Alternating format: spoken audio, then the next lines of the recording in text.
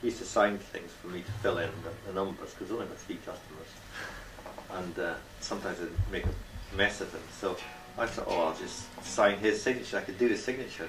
Then he found it. He said, I didn't sign this. And I said, no, I just did another one. You know, I wasn't meaning to. He says, that's pottery, and I just about got killed for that. He says, sign your own name, PP manager. You're an assistant manager? Well, yeah, there's only 3 of us in the branch. Typist, me, and the manager. How old were you then here? At 21. I was signing drafts and everything. It was great. Is it Forfar? No, Freakham. A little town. Only one street. Living in Forfar? One day I left the doors locked all afternoon and I thought, it's a very quiet afternoon this. I thought it's normally quiet, but it's really quiet this afternoon. Just sort of stand there waiting for 3:30. When you close the doors, then you bug it up. That was good, and then they put me to Dundee, and then I saw that was the end of the line, so they sacked me. Did they actually sack you here or what? Yeah, they sacked me actually. What, just like that? Well, the guy said, you're not going anywhere, are you? You don't like. I said, well, yeah, not really. And so they just said, well, you've got till next March. We'll give you 3 months notice. And then you've got to go.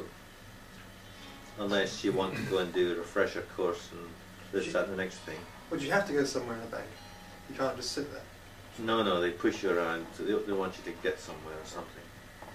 And You can't just be satisfied with being a tenor or something? well, I could. The trouble was the double entry exams. I passed every other exam except my double entry bookkeeping, which I just could not get the hang of. I couldn't handle this debiting and crediting. I couldn't understand it. I was working in a bank. I could understand everything else, but that was hopeless. They said they'd send me to Glasgow to work in the intelligence department. I thought that sounded relative. And I went through to the intelligence department, but that consisted of sitting in a huge room in Glasgow, cutting up. This is your life. What? So you left the bank? Yeah. And then law degree? No, and I went to the music business. I studied as a plugger, plugging records around. Used to go to the BBC up in just north of Oxford Circus, you know, at Oxford Circus, and they gave me this crummy record, Tom Jones. It wasn't ever even Tom Jones because all the senior pluggers got Tom Jones. I just got Freddie Fernickety and the dropouts, you know. So I used to go and think, oh, I've got to go and get past that bristly, what's the guy, at the door of the BBC, somehow or other. The guardsman? I know, but also, and give this record to the producer and say, this is the greatest record to ever live. Can you play it on Program X? And I used to just get to the door and I thought, I'll just go to the pub, have just one, you know, just to give myself courage. And then I found myself sitting on the steps at Langham Church about 3:30, still trying to summon up the courage to go in. Or in police custody? No, I never got that. And very close, and then that was it, you know. You never went in? I eventually got in once, and I was sick on top of a producer.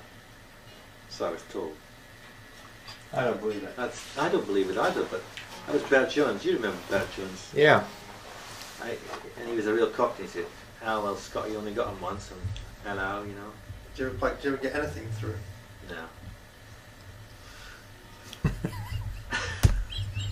You get sacked from that one?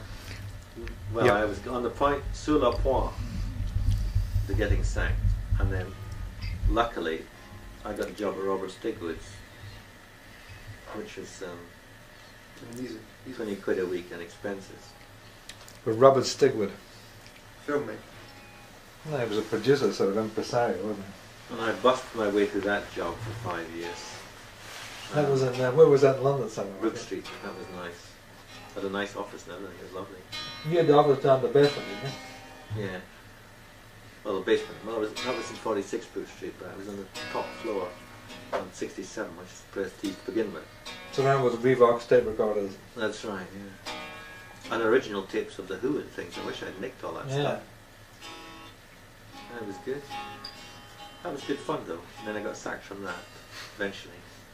I Why you remember get sacked from that game? the chap took me into the office and he said, Hugh, you're just not good enough. This is like the life of the 7 sackings. He said, I'm sorry, Hugh, you know, you're a nice guy and all, but you're just not good enough for this job. So I said, no, thanks. And there was, in those days you didn't get a year's salary, you just, you know, you were in one morning and out the other. In the afternoon, the desk, there was another guy sitting at my desk when I went into. Who was it? It was a bit of a fix, actually. Who took over?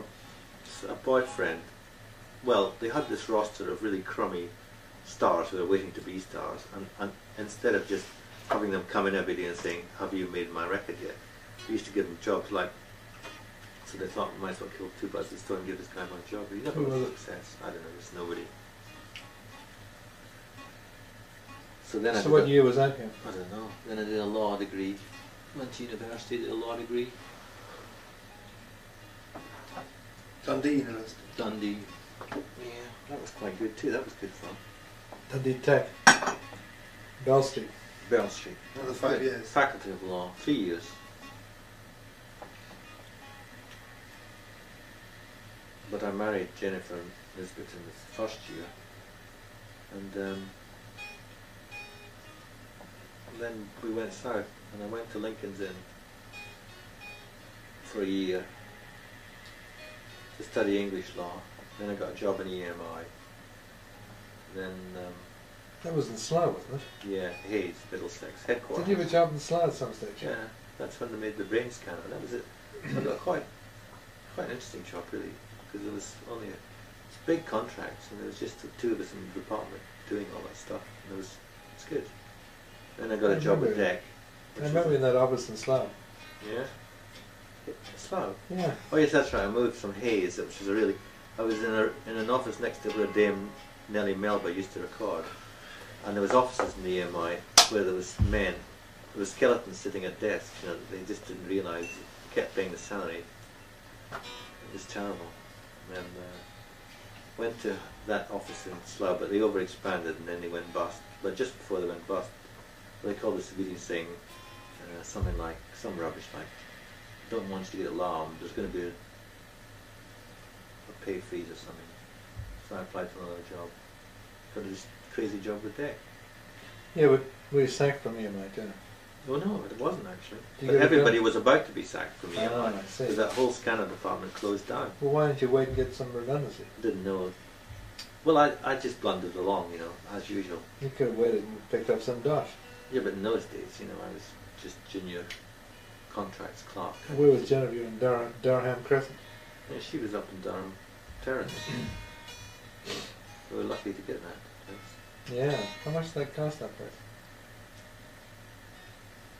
Well, we rented it to begin with. It was £18 a week.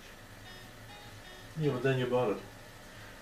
No, we got the option of, you know, it was that time you were able to buy council flats, we got the option of number 4A or another one on the other side. Yeah. And that was £20,000. And they gave us a mortgage of 19,999 at 3% or something, which I think Jennifer's still got. Really? I think so. 3%. It was really low. Well, it was council mortgage. What are 3%? Because we were just chucked out. We were just chucked out of Lancaster Mews at the time, and the letter just came through letterbox. It was amazing luck.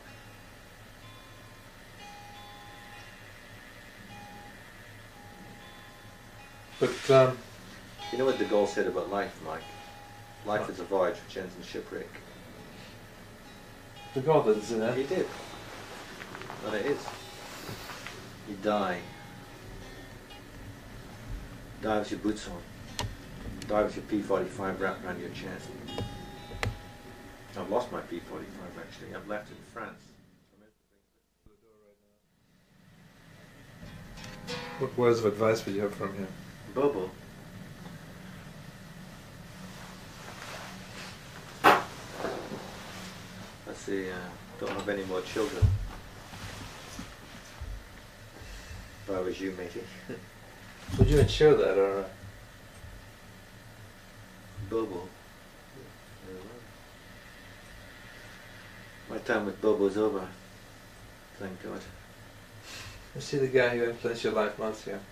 Bobo, I influenced his life. He did influence my life. You just say Robert Stigwood influenced your life, I think. Yes, I know what he would like to have influenced. Not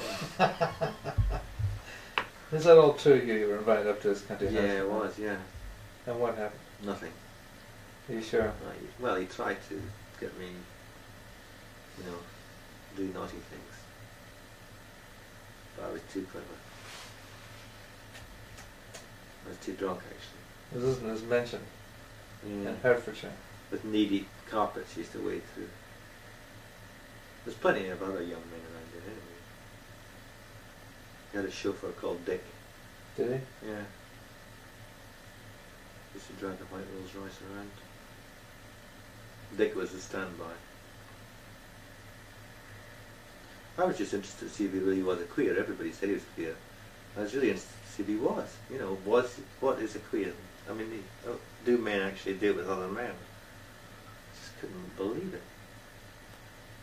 The suggestions he made, really were amazing. This is up in the Hertfordshire mansion. Yeah. Oh, dear Lord. How did he get away? Did he have a car you're in? Well, you get taxi. Taxi. Charge it to Stigwood. He's come back to this country. He's in Isle of Wight now. Yeah.